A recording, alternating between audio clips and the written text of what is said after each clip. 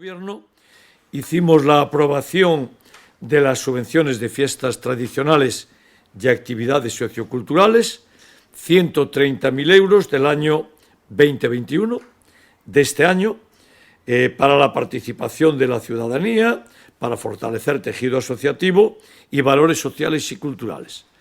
Quiero señalar que estos 130.000 euros son, además de los cientos de miles de euros que estamos dedicando a las fiestas patronales. Porque en este momento el Ayuntamiento está pagando todas las fiestas de todas las parroquias y de todos los lugares de Vigo.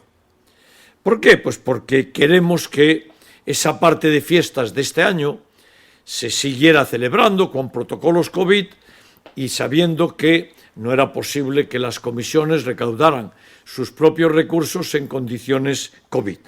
Y por eso el Ayuntamiento de Vigo está financiando al 100% todas las fiestas de todas las parroquias y de todos los lugares de Vigo.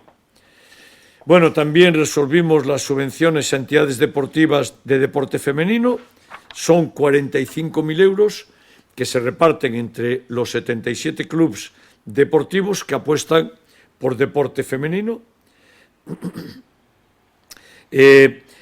Vamos a hacer digitalización de patrimonio cultural de Vigo y vamos a dedicar 133.000 euros para el Archivo General del Concello de Vigo en documentación que va desde los siglos XV hasta el siglo XX.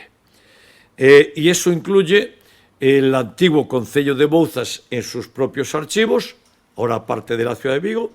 Eso incluye tantos archivos y tantos libros de actas del antiguo Pleno de Lavadores y ahora Concello de Vigo. Eso incluye el propio Concello tradicional de Vigo y cuestiones tales como los fondos del Marquesado de Valladares y de todo el patrimonio cultural que vamos a digitalizar.